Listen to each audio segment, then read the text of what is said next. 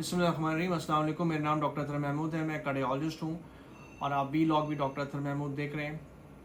हमारा आज का टॉपिक जो है वो ईसीजी के ऊपर है और ये बेसिकली एड्रेस किया गया है उन लोगों को मुखातिब कर रहे हैं जो कि मरीज़ हैं या मरीज़ नहीं है और जिनको सीने में कोई तकलीफ़ है, और जूनियर डॉक्टर्स और जनरल प्रैक्टिशनर्स को। आपने अक्सर देखा होगा कि मरीज़ जब आपके पास आते हैं और उनको कहते हैं कि जी मेरे सीने में बाएं तरफ दर्द है, बाजू में आ रहा है या पीछे जा रहा है, तो जब उनको कहा जाता है कि आप ईसीजी करा लें तो वो कहते हैं जी हर दफ़ा कराते हैं नॉर्मल आती है। यूजुअली स्टेटमेंट ये होता है, स्पेशली यंगिश पेशेंट्स का ना।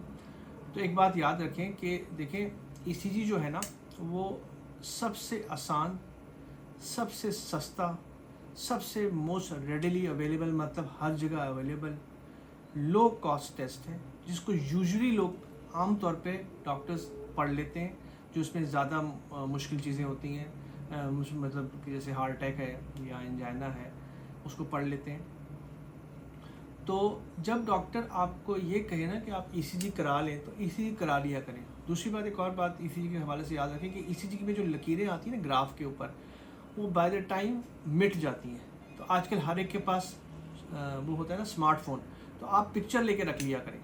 तो अगर कंपेयर भी करना पड़ जाता है तब भी फ़ायदा रहता है, वरना यूजली या लकीरें मिट जाती है या मरीज़ जो है ना उसको गुम कर देता है। दूसरी बात वो ये है कि ईसीजी इतना एक सिंपल टेस्ट है कि परफॉर्म भी हर जगह कर सकते हैं आप, होता भी है, मतलब गांव देहातों शहरों हर जगह परफॉर्म होता है। इसमें बेसिकली 10 आपको लीड लगाते हैं, 6 इलेक्ट्रोड्स यहाँ लगाते हैं, 2 हाथों में 2 पैरों में, बेसिकली 12 लीड्स होती हैं।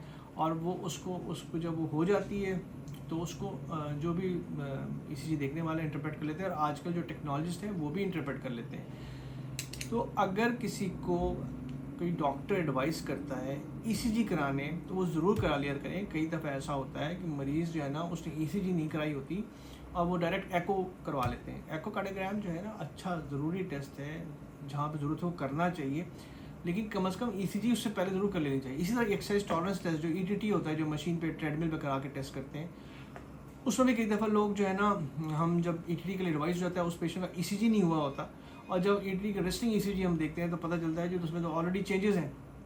ठीक है, तो अब हम ये देखते हैं कि ईसीजी से हमें पता क्या क्या चलता है। देखिए रेस्टिंग ईसीजी कई दफ़ा जिस मरीज़ को दिल की डिजीज़ हो उसमें भी नॉर्मल आ जाती है, लेकिन अगर एबनॉर्मल आ रही है और आप उसको मिस कर दें, कहें जी यार ये तो हमेशा ही नॉर्मल आती है तो अब करने का कोई फ़ायदा नहीं है, पता चले मरीज़ को हार्ट अटैक हुआ हुआ है और आपने मिस कर दिया, तो डॉक्टर के लिहाज से भी और मरीज़ के लिहाज से भी जब डॉक्टर समझता है ईसीजी होना चाहिए तो ईसीजी करवा लिया करें। तो सबसे कॉमनेस्ट चीज़ ईसीजी में हम क्या देखते हैं, जो मरीज़ सपोज चेस्ट पेन के साथ आता है कि उसमें एंजाइना, दिल की शरीयानें अगर तंग हैं और रेस्टिंग चेंजेस हैं तो उसमें आ जाती हैं।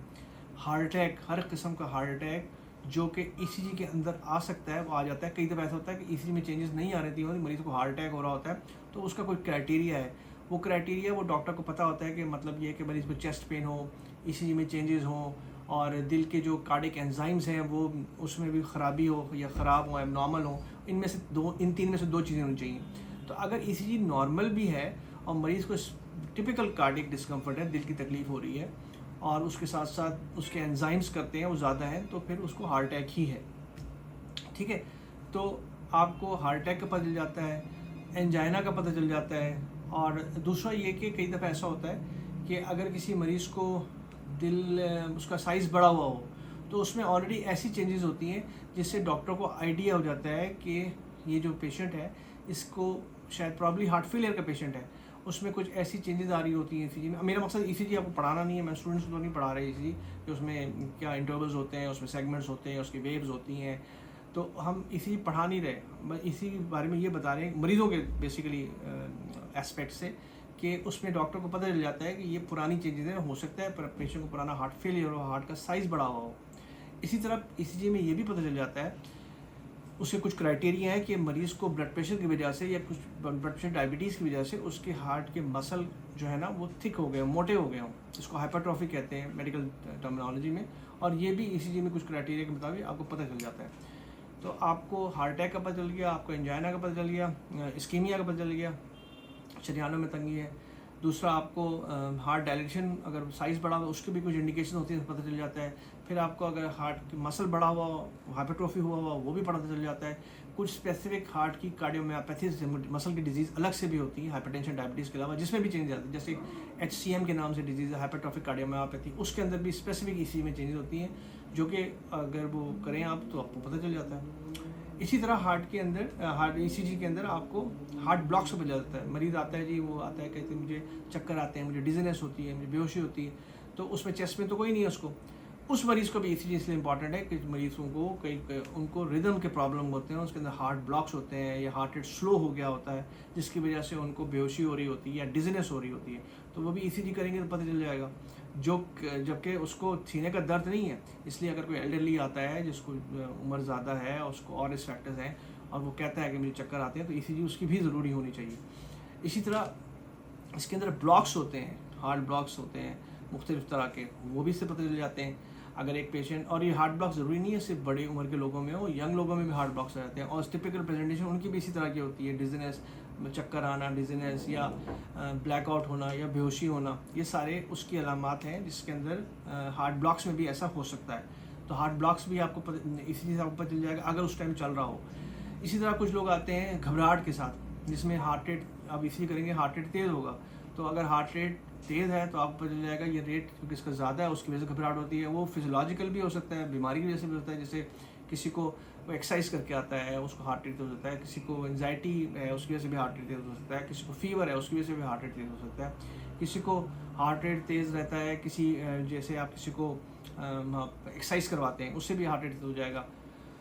और इसी तरह जो रिदम के और इश्यूज़ हैं वो आपको ECG से पता चल जाते हैं। इसलिए अगर मरीज़ घबराहट के साथ आए, सांस फूलने के साथ आए, घबराहट पैल्पिटेशन, और चक्करों के साथ आए, डिजीनेस के साथ आए, नेल सिनकपी यानी बेहोशी के साथ, या ब्लैकआउट के साथ, उसका ECG भी इसीलिए ज़रूरी, इस तरह ही ज़रूरी है।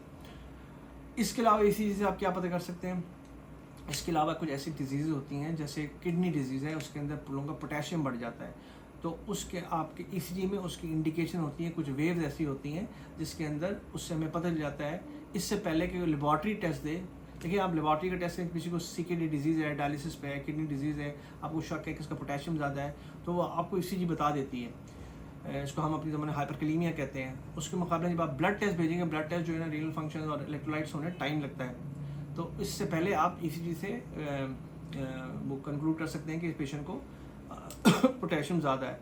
इसी तरह सोडियम, इस तरह की ज़्यादती भी ECG में पता जाती है। इसी तरह मैग्नीशियम की ज़्यादती भी पता चल जाती है। मतलब ये कि हाइपरकैलेमिया, हाइपर मैग्नीसीमिया, हाइपर नेट्रीमिया, जिसको सोडियम में ज़्यादा होना, मैग्नीशियम में ज़्यादा होना, कैल्शियम में ज़्यादा होना, पोटेशियम में ज़्यादा होना, ये सब ECG से पता चल जाता है। इसी तरह इनके कम होने का भी ECG के अंदर इंडिकेशन आ जाती हैं, तो वो भी आपको पता चल जाती हैं। वो मतलब अगेन बात कि हम ECG नहीं पढ़ा रहे, हम ECG के अंदर जो चीज़ मिल जाती है उसके बारे में बता रहे हैं, इसलिए कि ये ऐसा टेस्ट है जो कि आपके बहुत सारे मसले बहुत ही तेज़ी से सॉल्व कर देता है। ना महंगा टेस्ट है, ना कोई और हर जगह अवेलेबल है। इसलिए जहाँ पर मेटाबॉलिक डिजीज़ हो, मेटाबॉलिक डिजीज़ जैसे किडनी डिजीज़ है, किसी को डायबिटीज़ जैसे कोई उसकी कॉम्प्लिकेशन हुई हुई है, एक्यूट कॉम्प्लिकेशन हुई हुई है, तो और कुछ मेटाबॉलिक डिजीज़ होती हैं जो कि आपकी जो ECG में फ़र्क ले आती हैं, जिसकी वजह से इलेक्ट्रोलाइट इम्बैलेंस हो रहा होता है, वो आपकी ECG में पता चल जाता है। इसके अलावा क्या पता चल सकता है? इसके अलावा कुछ दवाइयाँ होती हैं जो ECG के में चेंज ले आती हैं, और वो दवाइयाँ जो ECG में चेंज ला रही होती हैं, अगर मरीज़ को पहले से उस चेंजेस का मसला हो तो वो मज़ीद एबनॉर्मल कर सकती है और उसमें ख़तरा होता है। एक चीज़ होती है लॉन्ग QT, उसका एक इंटरवल होता है ECG के अंदर Q वेव और T वेव के दरमियान का, जो कि कुछ दवाइयों से बढ़ जाता है, जो कि कई दफ़ा लाइफ थ्रेटनिंग होता है। कई दफ़ा ऐसी दवाइयाँ होती हैं जो कि देनी भी ज़रूरी होती हैं, और उनसे ये ख़तरा भी होता है कि वो QT का इंटरवल बढ़ा देंगी। QT इंटरवल बढ़ने से आगे जो मसला होता है वो मज़ीद अरिदमियाज़ हो जाते हैं, और जो कि वो ज़िंदगी को ख़तरा होते हैं उनसे, उन अरिदमियाज़ से, उन वो जो रिदम का प्रॉब्लम से। तो कुछ लोगों को जब जहाँ पे ज़रूरी भी हो लगाना, QT भी प्रोलॉन्ग करते हो, तो उनको अस्पताल के अंदर वो दवाई पहली दफ़ा दी जाती है ताकि देखें QT कितना प्रोलॉन्ग हो रहा है। तो ये कुछ चीज़ें हैं जो ECG आपको बता देती है और बड़ी जल्दी बता देती है। तो ये जब डॉक्टर आपको एडवाइस करे ना, तो आप उसको ये मत कहा करें कि जी वो तो पहले भी थी, ठीक थी, नॉर्मल थी क्योंकि इसलिए कि आप बहुत सारी चीज़ों से बच सकते हैं। स्पेशली जैसे मैं बार बार कहता हूँ, जिनको रिस्क फैक्टर है, एक पेशेंट है 60 साल का है, डायबिटिक है, हाइपरटेंसिव है, family history of heart disease है, चेस्ट पेन के साथ आता है, वो कह रहे जी हर दफ़ा नॉर्मल निकलती है, तो हो सकता है उस टाइम उसको एंजाइना या इस्कीमिया या हार्ट अटैक हो रहा हो, तो वो उसमें पता चल जाएगा। आखिरी बात ये कि ईसीजी बहरहाल एक टेस्ट है, जैसे तमाम टेस्ट होते हैं, कोई टेस्ट भी डेफिनेटिव नहीं होता, ये याद रखिए। ये गोल्ड स्टैंडर्ड, ये अगर कोई कहे जी गोल्ड स्टैंडर्ड, मैं कोई टेस्ट को गोल्ड स्टैंडर्ड मैं लेबल नहीं करता, क्योंकि हर टेस्ट में कुछ डिफिशेंसीज होती हैं, कुछ लिमिटेशन होती हैं, जिसकी वजह से आप उसको गलत इंटरप्रेट कर सकते हैं या इंटरप्रेट नहीं कर सकते। तो लेट्स से एक पेशेंट आता है जो उसको रिस्क फैक्टर्स सारे हैं हार्ट के, वो आता है और उसको चेस्ट पेन है और उसकी ईसीजी नॉर्मल आती है, तो इसका मतलब ज़रूरी नहीं है कि उसको मसला नहीं है। तो वो फिर जैसे मैंने पहले बताया कि अगर उसको हम कार्डिक एंजाइम्स करा के देख लें और साथ में उसको चेस्ट पेन भी साथ साथ हो, तो वो और उसमें एबनॉर्मल आ रहे हो या हाई हो या ज़्यादा हुए में हो, तो इसका मतलब है कि वो नॉर्मल इसी के साथ उसने प्रेजेंट किया है, लेकिन उसको हार्ट अटैक हो रहा है या हार्ट अटैक की जो दूसरी किस्में होती हैं वो हो रही हैं। तो ईसीजी ज़रूर करानी है।